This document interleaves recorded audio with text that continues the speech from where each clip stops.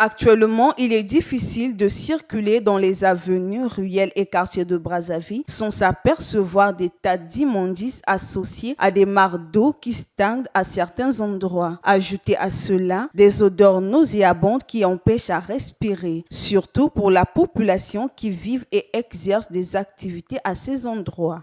À proximité du mur de clôture de l'école primaire Angola Libre, en allant vers le centre intégré de Terinkyo, le nid de poubelle qui s'y trouve inquiète la population du fait qu'un tuyau de la Congolaise des eaux a été détruit. En ce qui me concerne, lorsque je passe dans les ruelles, je vois que l'assainissement se fait d'une manière partielle.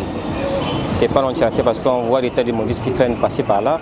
Et généralement, là où il y avait les poubelles, les gens viennent encore accumuler encore de poubelles à la poubelle. Côté Texas, on a poubelle. À cet endroit où nous vendons, il y a une grande poubelle. Même si nous occupons le domaine public, nous faisons cela pour survivre. Mais malheureusement, à côté, il y a une école. Du coup, avec l'état d'immondices, y compris l'eau qui fuite du tuyau principal de la Congolaise des eaux, crée des odeurs bizarres. C'est catastrophique pour notre santé.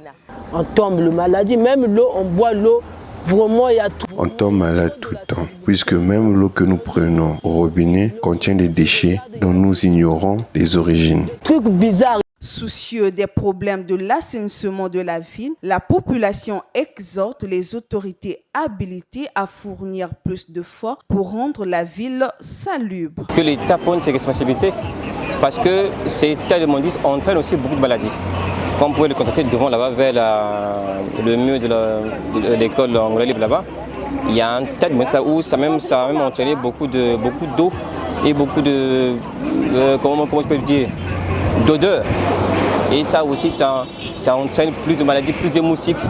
Et les gens ne sont pas dans des bonnes conditions. En tant que jeune que je suis, lorsque je vois ce genre de négligence, ça me met mal à l'aise.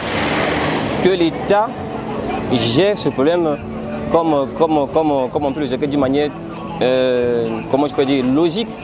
Parce que avant il y avait Avobra. Avobra est parti, on a connu Averda est parti. Mais pourquoi l'État ne peut pas chercher une entreprise qui va mettre du temps? Paraît-il que quand on retire, ce n'est pas 2000, ce n'est pas sur chaque célèbre, mais l'État doit prendre une société qui va effectivement gérer ce problème-là. L'assainissement est fortement lié à la santé publique en raison des nombreuses maladies liées à un milieu malsain, puisque la proximité avec les eaux usées peut engendrer les maladies à transmission fécale orale comme la diarrhée, la typhoïde, les hépatites pour ne citer que cela, ou liées à un vecteur, à l'instar du paludisme et de la filariose.